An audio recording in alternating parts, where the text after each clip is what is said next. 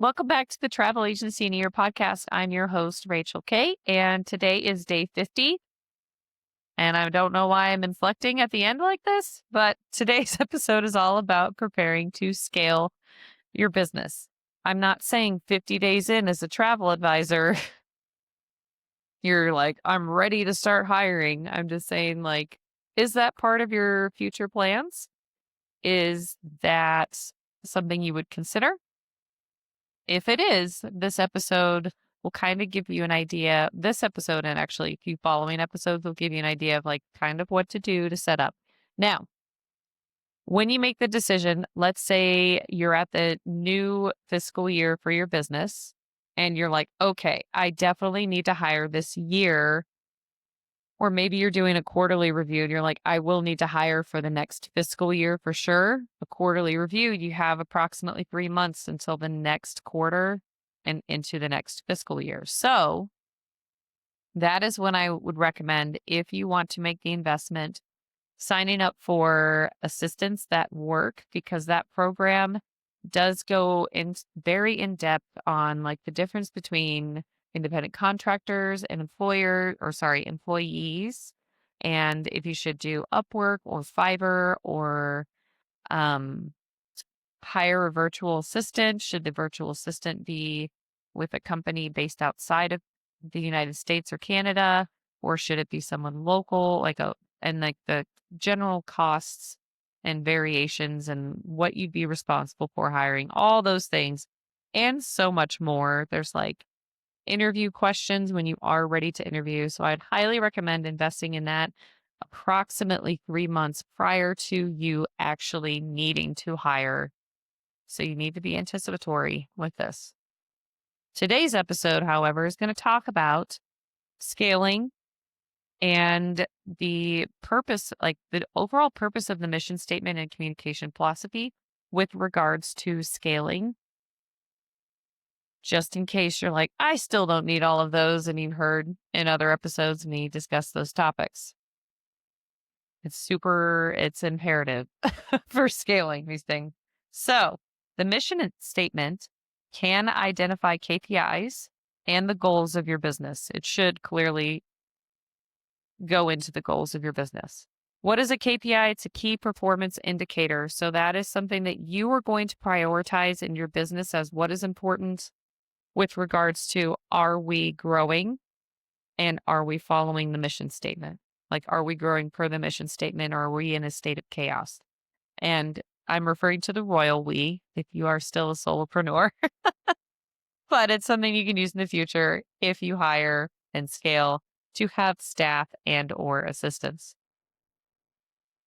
So let's say your mission statement has the phrase exceptional service involved. Like, the goal of XYZ travel agency is to provide exceptional service to families wishing to experience various cultures throughout the world, or something like that. I don't know. That's just off the top of my head. But you have the phrase exceptional service in your mission statement. So that means you're going to need to review client feedback as a KPI. Are you actually being exceptional in your service?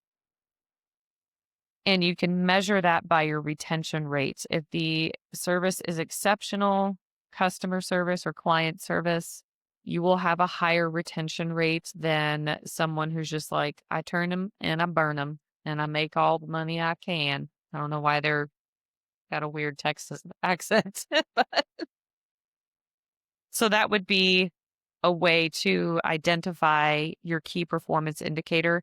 That is going to be more important than your overall sales revenue, like your first quarter or like your bookings, or like your first year, actually, because most people aren't going to like instantly book a trip, travel, and be like, I'm back. But if we're over the course of the year, those people you booked in the first quarter come back and book another trip within the same fiscal year or over the course of like several years, or they start referring you and they also are like, hey, we want to do this trip, but we're not quite ready to plan it. That is telling you that yes, you are providing exceptional service. That's one indicator versus winning top producer with ALG or something. Like that doesn't mean you provide exceptional service. So that helps you like cut the noise out on those types of things. Like if you're feeling kind of FOMO-y, go back to your mission statement. Is your mission statement, I want to win all the awards and have people like, look at me, look at me? If that is, great. You need to win all the awards. But if it's more of like helping your clients, that is not a KPI. Now, that is like a beneficial fruit of your hard work and your retention rate. I'm not saying don't try to win awards. I'm saying like that should not be a priority. Any hoodle.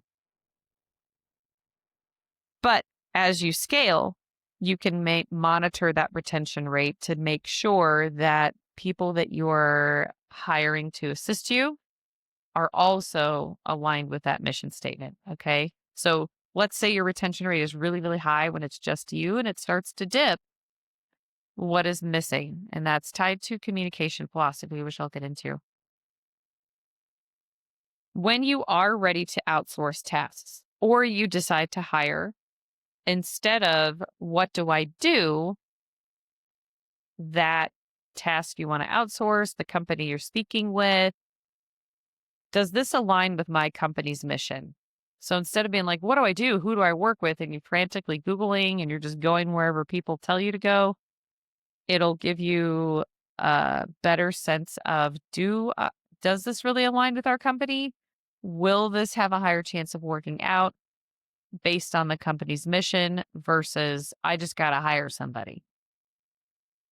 And that gives you a little bit better discernment and decision making process when you are like, I need to outsource. And this can also be when you are just debating whether or not you want to contract services out or hire employees on the team. Will it align with the company mission? Like either way, because when you contract out, it's kind of hard to tell them exactly what to do without it becoming an employer-employee relationship. Though it's a little bit easier to do it if you are contracting through a business that ties you with workers. Does that make sense? Like virtual assistants. If you just hire somebody 1099 to be a VA, that complicates things.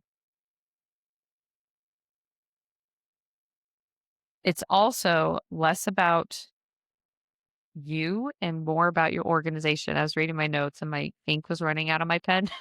So I'm like, less about what? It's less about what you want and what you're feeling. And remember, well, if you've listened to past episodes, we've discussed reacting versus responding. So it becomes more of a response. Like, again, does this align with the company's mission rather than, oh, I'm being inundated with all this information. I've got to invest in this, whatever. All these people are talking about one company or another company or like 3 or 5 companies. I have to work with one of those 5. Or I have to hire this way, or I have to structure my business this way. You don't have to do it that. Like, make sure it's aligned with your mission statement.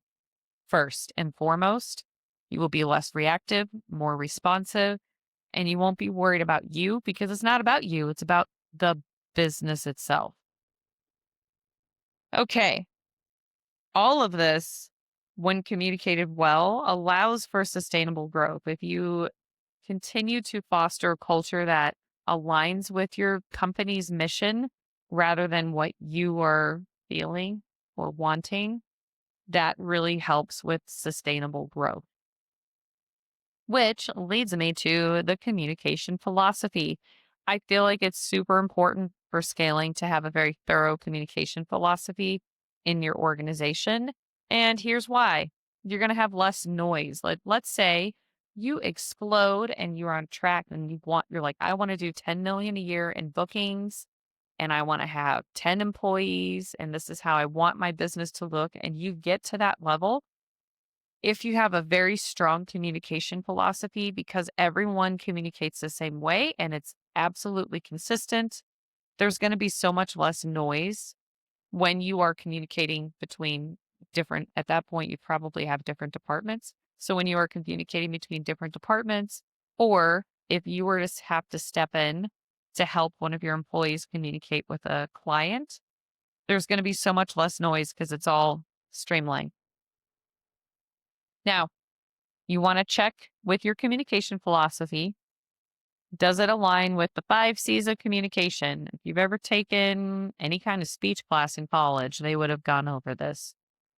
What are the 5 C's of communication? I'm still going to go over it anyway, just in case you need a refresher / you didn't go to college. Clear, concise, concrete, complete, and correct. So if your communication philosophy is we say whatever we want and nothing matters, it doesn't align.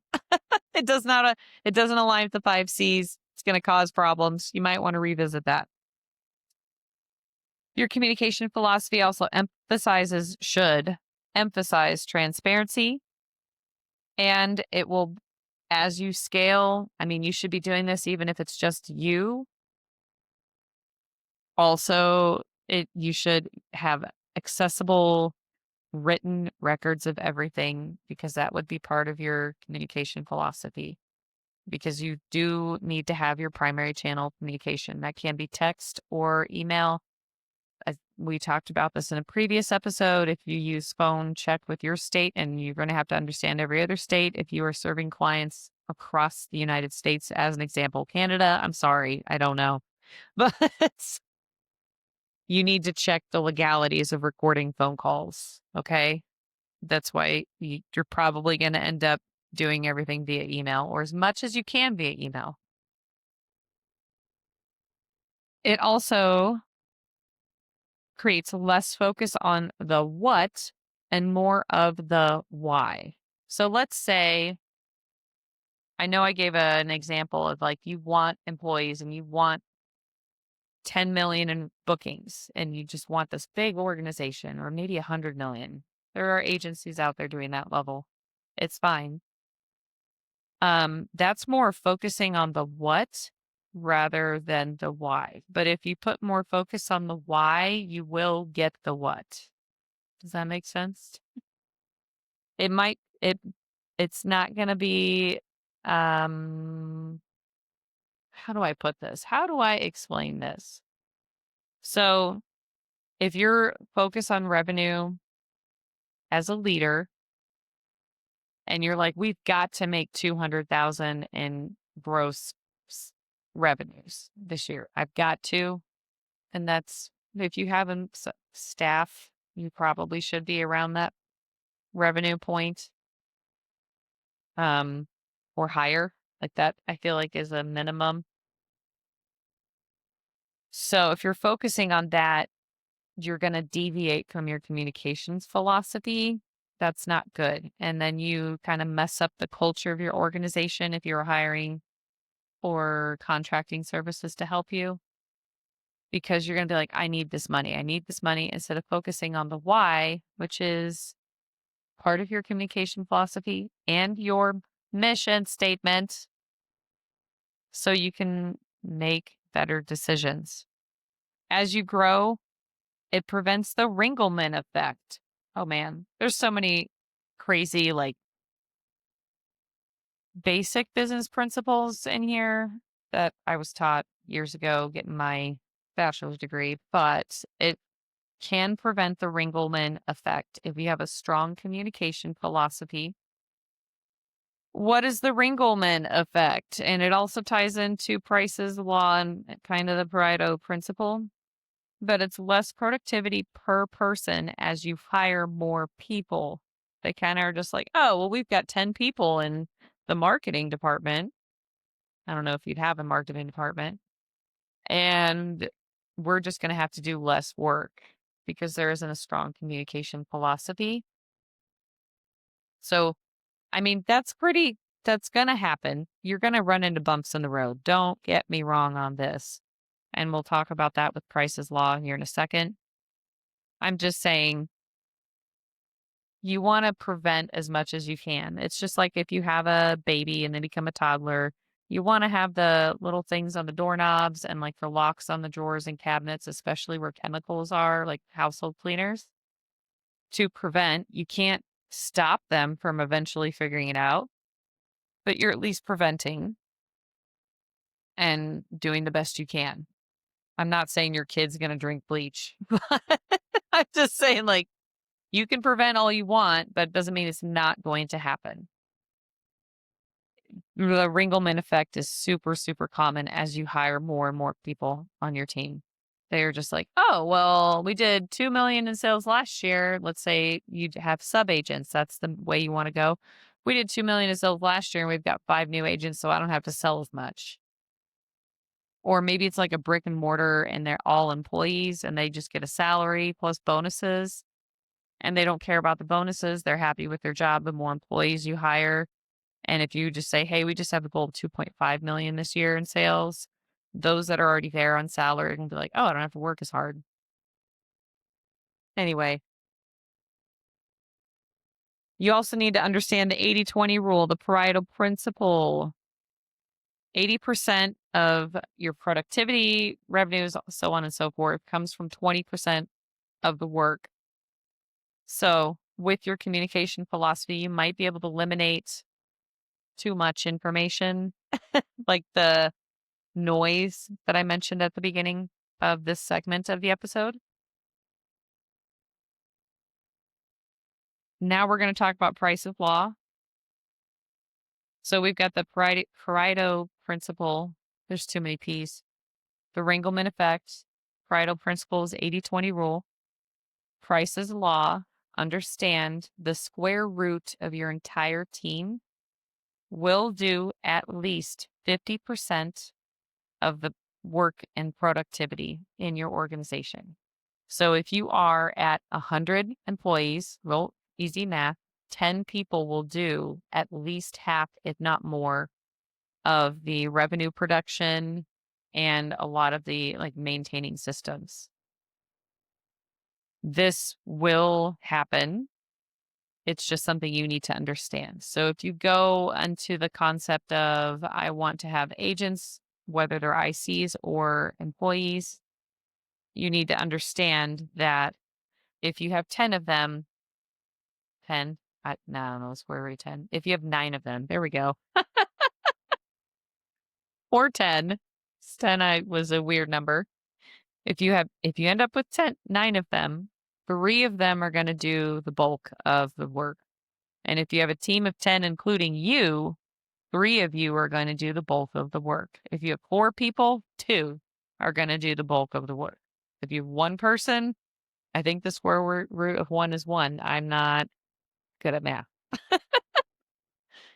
But as shown by me stating in this podcast episode, the square root of 10 is, I don't fucking know. Let's do 9.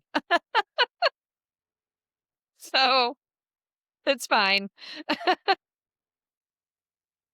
Okay. Back to your communication philosophy with your team. I wanted you to have these understandings so that when you do scale and hire, you need to understand it's not going to be perfect and it's not going to be like, oh, my life is 1,000 times easier. It's still going to be work because if you aren't doing the production of work, you will be managing and monitoring, right?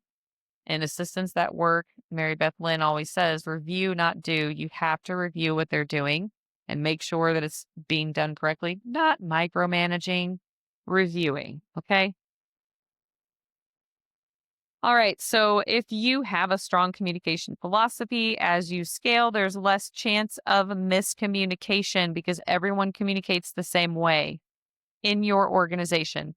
They may have different like colloquial terms or slang that they use. There could be like generational differences, but they don't bring that to work.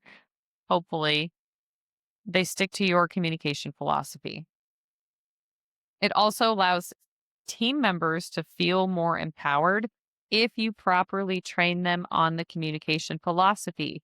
So if they understand fully your organization's mission statement, that they need to be providing exceptional service per this example in today's episode, and they thoroughly understand your communication philosophy and how to like respond to questions, what channel, what general answer, how the client needs to feel, like the general feeling the client has if they ask this question, and this is how you respond in this tone. It's going to make it So much easier for them to reply to an email. Now, first, when you're training them, you're going to want to see the email drafts, but as they understand this philosophy, they're going to be able to start taking on client communications hopefully much quicker and without stress to you because A, there's less noise, and B, they're communicating exactly how you would, or very, very, very similar to how you would communicate that message.